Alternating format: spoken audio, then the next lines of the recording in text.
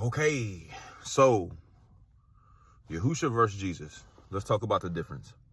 Well, one is, so let's start with Jesus. The origin of the name Jesus, even though they try to tell you that it was translated or transliterated, right, from the original Hebrew, which obviously we know is Yahusha, right? Some people may say Yeshua. I'm not going to debate with you on that, whatever. Transliteration is one of the biggest lies about that, because again, if Trump goes to whatever country, right, and again, this is not a bash on Trump, this is just me talking, using him as an example, they're not going to give him a transliterated name.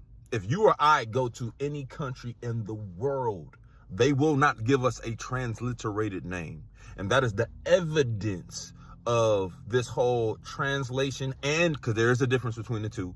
That is a dupe, right? That's a trick. That is a mind trick to get you to receive a name that is not the original name of the Messiah. That is, one, connected to the name Yahuwah. His name literally means Yahuwah is salvation personified.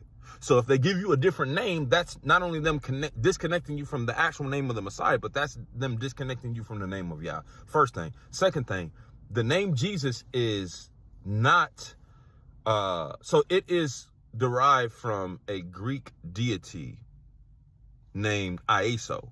So in its masculine form, it would be Yeso, because remember, there were no J's, which is more evidence to my claim and my point.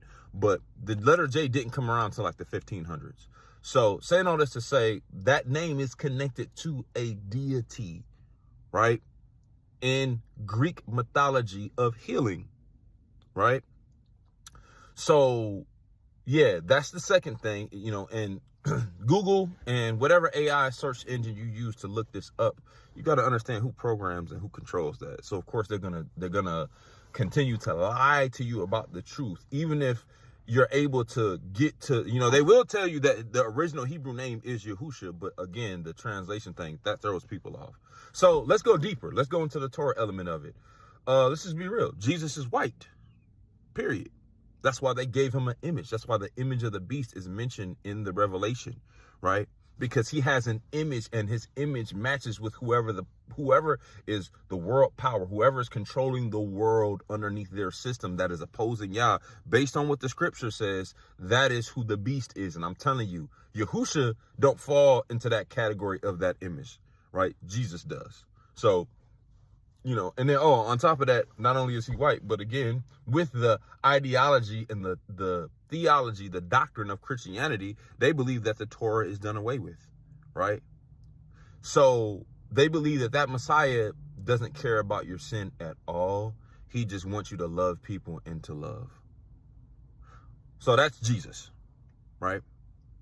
And by the way, when you hear the name Jesus, you don't think of a black person. You don't think of a Hebrew Israelite from the tribe of Yehuda who is melanated. No, you think of a white boy. So yeah, that's Jesus. So now let's actually talk about Yahusha. Yahusha, right? He's connected to the Torah. I told you his name literally means Yahuwah is salvation personified. We talked about this in Isaiah, but there's a direct connection between his name and the name of Yah. One, proven in scripture. Two, he is connected to the covenant. He literally says, if you love me, you will obey my commands. So Yahusha is not Jesus. He's not cool with white supremacy. He's not cool with eating pigs and celebrating pagan days that are literally forbidden in the Torah. He says, think not that I've come to destroy the Torah. I've come to fulfill it. But again, people in Christianity will take that same verse and say, oh yeah, he fulfilled it because he died. And now there's nothing that we have to do. You don't understand what that idea of fulfilling means. It's really magnifying, meaning that everybody, right, is now subject to this Torah. And watch this, it has the power to live it and to overcome the temptations and obstacles that come in this life because of being cleansed by his blood. It's not an excuse to sin. So you got that piece. Then let's just be real. He literally says, look, I have not come but for the lost sheep of the house of Israel. So this Yahusha has a different mindset than Jesus. Stay tuned for part 2. Shalom.